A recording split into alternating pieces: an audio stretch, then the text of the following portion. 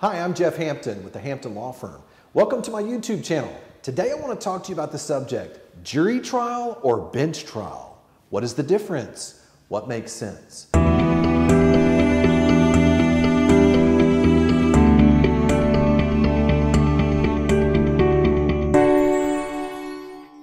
the way, if you wait around to the end of this video, I'll also give you a free ebook, What to Do If You Have Been Charged with a Crime in Texas. Okay, so maybe you or a loved one are facing a criminal case in Texas, particularly in the North Texas area where my law firm is located. Maybe one of the questions that you might have is to say, what do I do? I know I'm innocent, I've done nothing wrong. Should I take my case to a jury trial or a bench trial? So before we can answer that question, I think the first thing we got to do is identify what's the difference. What is a jury trial? What is a bench trial? And what makes sense? Okay, so number one, let's talk about a bench trial. People use that term, and I've actually talked to folks and they said, I went to court and someone told me, which one do I want, jury trial or bench trial? And I just said bench trial. But that is a trial by judge, okay? So essentially what you're doing is you are putting all of your future, all of the risk into one person's hands to decide your fate. So that's what a bench trial is. Now, should you have a bench trial? Now, I'm just gonna tell you this. Now, this is not legal advice for you. Every situation is unique, but I am gonna remind you, almost always the answer is no. Almost always you should not have a bench trial. So you have to ask two questions.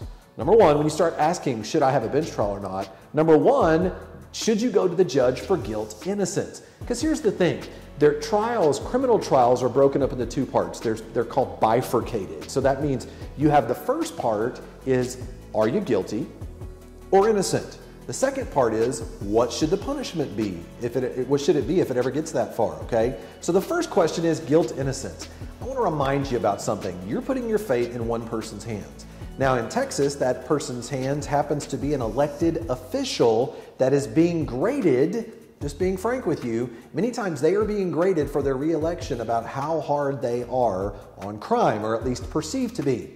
Plus, understand this, your attorney has a single person's biased decision. This is what's happening. If you go to trial, you're making your attorney have to try to convince one person to determine your fate, not 6 or 12, depending upon, we're going to talk about jury trials here in a minute, but literally your fate hangs in the balance of one elected official who has a very strong interest in being reelected and has heard every excuse on the planet before and many times thinks they're all excuses. So whereas with a jury trial, here's the difference. In a jury trial, there must be a unanimous verdict proven beyond a reasonable doubt, and all of those jurors unanimously must agree on what that verdict should be, okay? Now, what about going to the judge for punishment? Two parts, right? First is guilt, innocence. We kind of sort of addressed that. Very rarely do you ever want to do that. Number two, what about going to the judge for punishment? Well, in that situation, it depends, okay? And you say, why? Why does it depend? Judges, many times, depending on what, and this is the part people don't realize, particularly in Texas, smaller county judges can be way more extreme than you'll find in larger counties. It's just a whole different world out there when it comes to that. And some judges can be much harsher than juries on punishment. And look, I'm not just trying to say anything bad about judges. I've got some friends who I know that are judges, people that I used to work with, and there are very good judges out there, but their re-election hangs in the balance, okay? It's a big deal. So think about it. How many election ads have you seen where a judge or some other political official is running for re-election, and one of the things that comes out there is they're not tough enough on crime, right? That's what other opponents will attack judges that are in sitting positions. They'll claim they're not tough enough on crime. That is their primary attack. So there can be exceptions. I want to be real clear about this. There are certainly exceptions to that rule. Some judges have a very strong reputation for being not only fair, but being open-minded to determining what is truly justice and what's fair under those circumstances. But this makes it even much more important. You need to make sure you're hiring an attorney that knows the judges. So what I mean by that, what is their demeanor? Your attorney needs to know. What type of history of decision-making has that judge had before? What can you rely upon in that particular situation? Okay, see, these are just some things to consider when you're trying to decide which direction you want to go. Now, the other problem with a bench trial is that in my experience, because I've seen this happen too many times up at the courthouse, in a bench trial, the judge tends to rush through the evidence, They go, oh, it's just that? Okay, keep going, keep going. You don't need to ask all these questions. Sometimes areas that where the jury might care more about, the judge tends to not really pay that much attention to and will tend to rush through that. And as an attorney, it bothers me if the judge does not give consideration to some of the same facts that I believe I know a jury would care about in that situation, which is one of the reasons I have a tendency to not move in the direction of a bench trial, okay? Now, look, here's another reality. The judge is a human being. He or she, whoever the elected official is, the reality of it is they're biased. And people want to say they're not, but they are. And what I mean by that is they are the collection of the sum of their experiences and what they have seen before. They are sitting there listening to things and saying, oh, I've heard that excuse before. Oh, I've seen all these other things before. And the reality of it is that's one person's experience that puts your future in the balance in that situation. So now let me just give you an exception to all this. Some people come up and say, well, what about citations? What if I've been given a public intoxication or an assault by contact? Many people choose a bench trial over a jury trial because many of the municipal courts will try to pressure you to move in that direction. Don't do it. Why? Because here's the thing. It's real easy to schedule a bench trial. The judge will say, I'm available all week. We'll just put you in for next week and you can come in here and try the case in front of me. But what happens if you choose a jury trial? Particularly with a citation, if you choose a jury trial, sometimes you gain more leverage in your negotiation to force that prosecutor to potentially dismiss your case.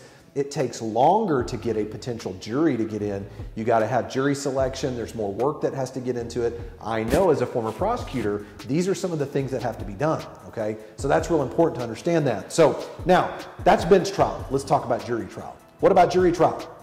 Here's the thing. If you're going to a jury trial or you're considering a jury trial, number one, you're talking about misdemeanors. If it's a misdemeanor case, there are 6 jurors on a misdemeanor case. If it's a felony case, there are 12 jurors on a felony case when you're talking about a felony trial. So one of the things that you can do that on a jury trial that you cannot do on a bench trial is you could potentially eliminate biased jurors. Part of the jury selection process is your attorney can ask questions of a prospective juror, and that attorney can look at it and go, wait a minute, this person appears to be biased against my client or people similar to my client or in situations like this, and that person can be struck for cause. If they are prejudiced or biased against your client, if they're unable to follow the law, and we've had people do this before.